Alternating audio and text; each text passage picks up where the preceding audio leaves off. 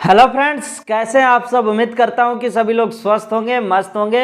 Friends, आज की हमारी ये वीडियो गीजर रिपेयरिंग कोर्स की 9वें दिन की वीडियो है और आज के दिन हम ये जानने वाले हैं कि इलेक्ट्रिक गीजर के अंदर वायरिंग किस तरीके से किया जाता है। वीडियो के लास्ट तक बने रहिएगा, यह बहुत ही इंपॉर्टेंट वीडियो है, तो शुरू से लेकर के लास्ट तक वीडियो के बने रहिएगा।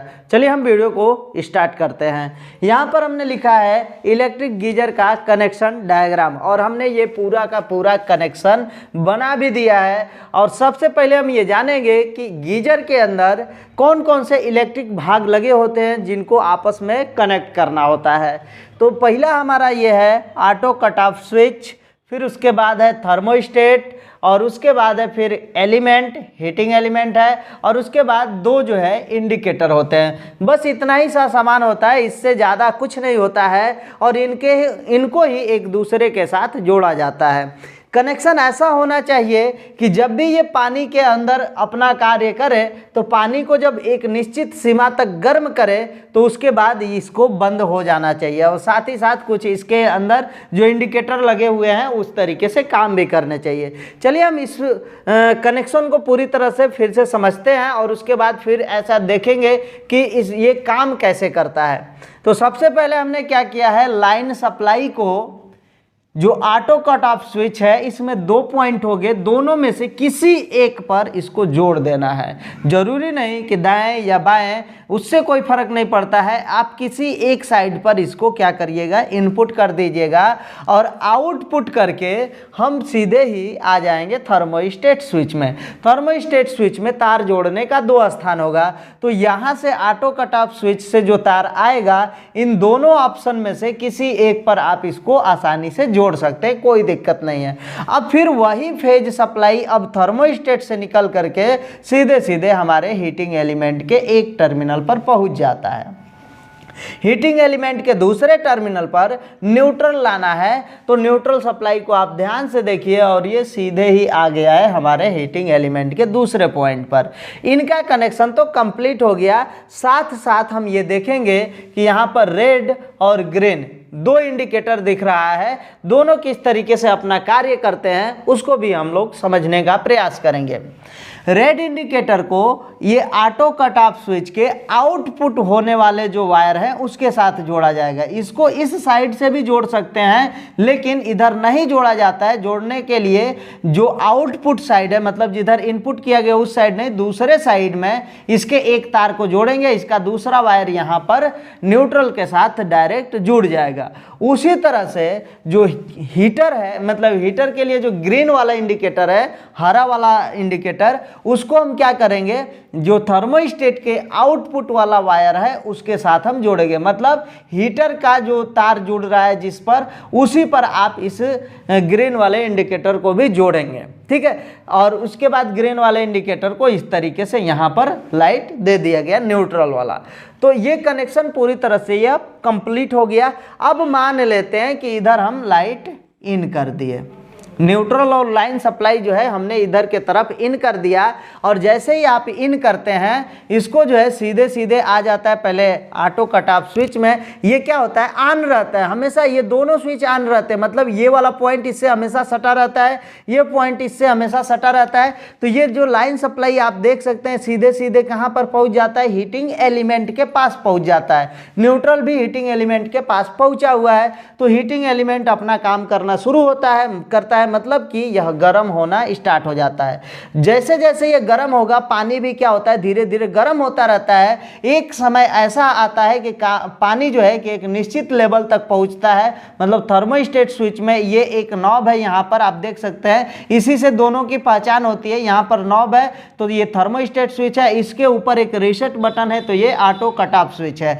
तो ये क्या करता है कि एक इसकी सेटिंग की गई होती है 60 या 65 डिग्री सेंटीग्रेड तापमान पर। उतना डिग्री सेंटीग्रेड तापमान यदि पानी का आ जाता है तो मान लेते हैं कि ये जो है कि क्या करेगा, इस हीटर को बंद कर देगा। मतलब जो एलिमेंट है उधर के ये अपने अंदर से जाने वाली लाइट को ये क्या करता है, काट देता है, जिससे हीटिंग एलिमेंट बंद हो जाता है। ध्यान दीजिएगा उसी समय हमारा जो है कि ये ग्रीन इंडिकेटर भी जलता रहता है। मतलब हीटर यहाँ पर लिखा गया है, इसका मतलब यह है कि जब तक यह काम किया तब तक यह ग्रीन इंडिकेटर क्या हो गया, जलता रहा। मतलब यहाँ से लाइट आती रही और ग्रीन इंडिकेटर जलता रहा। तो इसका मतलब यह है कि ग्रीन इंडिकेटर लगातार ये जलता रहेगा तब तक जब तक कि ये जो है हीटिंग एलिमेंट अपना ऑन रहेगा। जैसे ही हीटिंग एलिमेंट अपना गर्म कर देता है पानी को, तो पानी गर्म होने के बाद ये जो है ऑटो कट करता है, मतलब इसको बंद करता है। उसी के साथ साथ हमारा जो ये ग्रीन इंडिकेटर है वो अभी क्या हो जाता है, बंद हो जाता है। और फिर से जब ये बंद होता है, मतलब ये हीटिंग एलिमेंट बंद हो गया है, ये ग्रीन इंडिकेटर भी बंद हो गया, तो पानी धीरे धीरे फिर से जो तापमान बना था वो अब ठंडा होगा। तो मान लेते हैं 60 डिग्री सेंटीग्रेड या 65 डिग्री सेंटीग्रेड तापमान था, तो अब उससे ठंडा होकर के उसका तापमान नीचे के तरफ गिरेगा, मतलब कम होगा। तो जैसे ही कम होता है फिर से ये जो है कि ये ऑन होता है और ऑन होकर के इस हीटर को क्या करता है, चालू कर देता है। तो फिर जो है कि जैसे ही ये चालू होगा ये इंडिकेटर भी जल जाएगा, क्योंकि इसी साइड से इसका भी कनेक्शन किया गया है। तो उम्मीद है कि आप ये चीज समझ गए होंगे कि जब जब ये चलेगा तब तक हमारा हीटर जो हीटर वाला ग्रीन इंडिकेटर है वो जलता रहेगा। अब रेड इंडिकेटर की बात करते हैं, तो हमेशा यह जो ऑटो कट ऑफ स्विच है ये कभी काम नहीं करता है। काम तब करेगा जब ये खराब हो जाता है तब, इसीलिए इसको लगाया भी गया है कि थर्मोस्टेट जब खराब हो जाएगा तब ये काम करेगा। तो ये मतलब काम मतलब हमेशा के लिए ऑन रहता है। तो इसी वजह से जब इधर से लाइट जाता है तो हमारा जो लाल इंडिकेटर है हमेशा जलता रहेगा, कभी बंद नहीं होगा। बंद तब होगा जब ये थर्मोस्टेट स्विच कभी गलती से खराब हो गया। तो जब ये थर्मोस्टेट स्विच खराब हो जाता है तो उस समय ये ऑटो कट ऑफ स्विच अपना काम करता है। मतलब इसको 65 डिग्री सेंटीग्रेड तापमान पर सेट किया गया है, और तो इसका फिक्स मान लेते हैं कि 90 डिग्री सेंटीग्रेड तापमान है। तो 65 डिग्री सेंटीग्रेड तापमान आया, ये काम नहीं किया, मतलब ये लगातार चलता रह रहा है। तो 65 से अब बढ़ेगा, कितना बढ़ेगा, 90 डिग्री सेंटीग्रेड तापमान पहुंचेगा। और 90 डिग्री सेंटीग्रेड तापमान जैसे ही पहुंचता है तो उस समय हमारा जो ये ऑटो कट ऑफ स्विच है वो ऑटो कट जाता है, ऑटो कट कर जाता है, मतलब बंद हो जाता है, स्विच ऑफ हो जाता है। तो इधर से जो लाइट इधर पहुंच रही है, मतलब रेड इंडिकेटर भी उस समय बंद हो जाएगा। तो यदि ऐसा हो रहा है, मतलब इधर से आपने लाइट दे दिया है, इसमें रेड इंडिकेटर भी नहीं जल रहा है, ये नहीं जलेगा, तो कंफर्म है कि ये भी ग्रीन वाला भी कभी नहीं जलेगा। तो इसका मतलब ये है कि ये आपका जो ऑटो कट ऑफ स्विच है उसने ऑटो कट किया हुआ है। ऑटो कट किया है तो फिर इसको आप खोलिए, जो भी ढक्कन होता है गीजर का उसको खोलेंगे, ये स्विच दिखेगा आपको। ये वाले बटन को आप एक बार दबा देंगे तो फिर से ये ऑन हो जाएगा।